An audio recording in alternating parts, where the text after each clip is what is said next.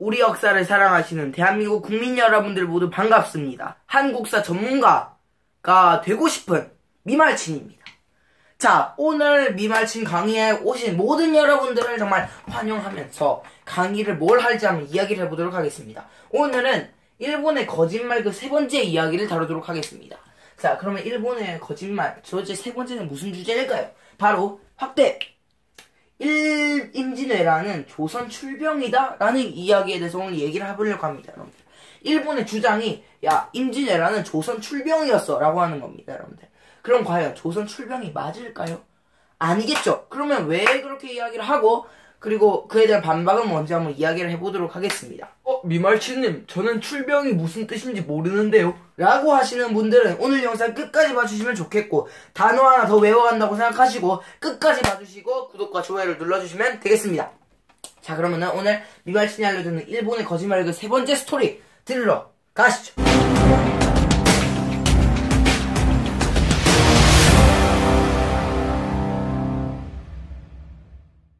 자, 그러면은 일단 처음에 우리가 이 일본의 거짓말 조선 출병인가 아닌가를 알아보기 위해서는 단어의 뜻을 좀 알아야 됩니다. 출병, 침략. 자, 출병이란 옳은 일을 하기 위해 군사를 보내는 걸 얘기를 하고, 침략이란 다른 나라를 정복하기 위해서 그냥 내 걸로 만들기 위해서 거기로 쳐들어간다는 이야기가 될 것입니다. 그렇기 때문에 일본이 주장하는 바로는 야, 우리가 임진왜란 그거 한 거 있잖아. 우리가 조선한테 그냥 옳은 일 하려고 그냥 군사 좀 보낸 거 같고 뭘 그래 호들갑이여 라고 이야기를 하는 겁니다. 여러분들 당연한 거지만 맞은 말인가요? 아니겠죠, 여러분들. 그럼 왜 이렇게 이야기를 할까요? 한번 알아보도록 하겠습니다. 자, 일단은 이걸 알아보기 위해서는 매우 예전 임진왜란이 일어나기도 전으로 가봐야 합니다. 임진왜란이 일어나기 전에 일본 상황을 한번 알아보도록 할게요. 보드마크가 왜 이렇게 안 나오지?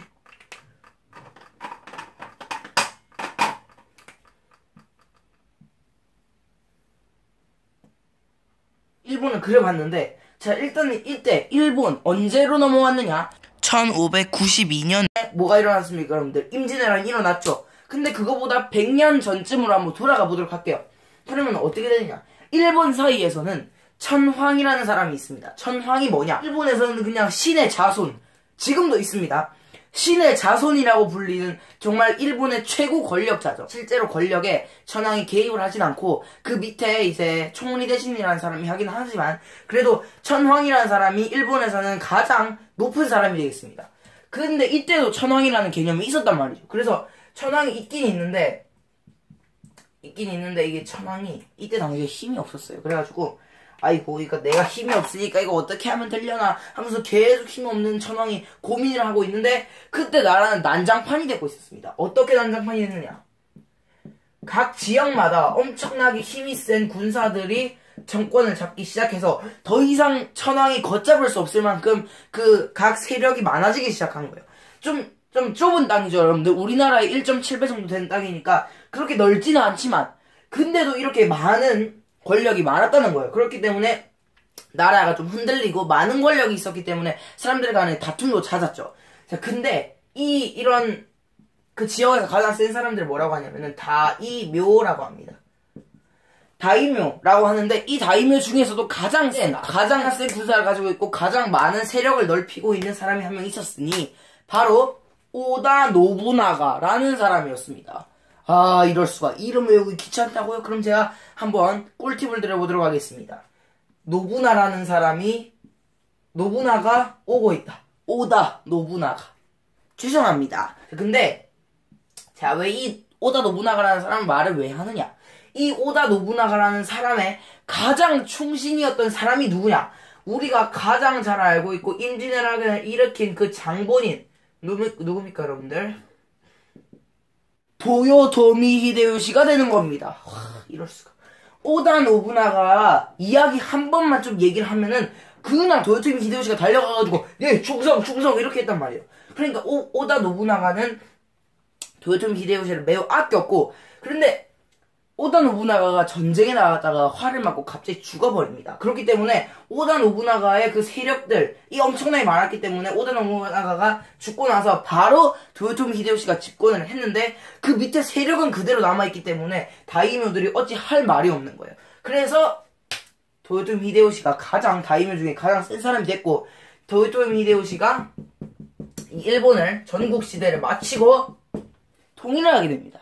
자, 근데 이 통일을 했음에도 불구하고 매우 흔들리는 상황이었죠. 왜냐? 통일을 했는데 다이묘들이 불만인 거예요. 아니, 도요토미 히데요시가 제가 뭔데? 쟤만 없어도 내가 왕이 되는 거잖아. 야, 우리 좀 반란 일으켜갖고 도요토미 히데요시 좀 끌어내리자. 라고 하는 게 도요토미 히데요시는 그게 두려웠던 거죠. 그래서 이 다이묘들의 이 눈치를 나 말고 저 다른 데로 좀 돌렸으면 좋겠다라고 생각을 했고, 도요토미 히데요시는 다이묘들한테 이야기를 합니다.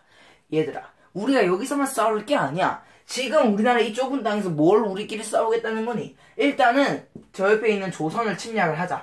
조선 침략해서 조선에 있는 군량이랑 군사 다 모아서 명나라 가서 명나라 모아가지고 위에 있는 대륙으로 가자. 즉 전 세계를 먹을 생각에 정말 망상에 빠져 있었죠, 여러분들. 그래서 도요토미 히데요시가 일단은 조선한테 우리가 명나라 먹을 테니까 길을 비켜 라고 이야기를 합니다. 근데 우리나라는 어떻습니까? 명나라를 아버지의 나라로 섬기고 있었기 때문에 아버지 죽이러 간다는데 누가 길을 비켜주겠어요? 그죠? 일본이 이제 조총을 딱 가지고 우리나라로 쳐들어오게 되죠. 그래서 7년간의 전쟁 임진왜란이 일어나게 됐는데, 생각보다 일본의 생각과는 달리 우리나라가 매우 해상 전력은 매우 뛰어났던 겁니다. 정말 우리나라는 200년 동안 전쟁이 단 한 번도 없었기 때문에 정말 안일하고 왕도 이렇게 되게 안일했지만 이순신 장군이 있었기 때문에 우리는 좀 잘 해결될 수 있었다라고 보시면 될 것 같습니다.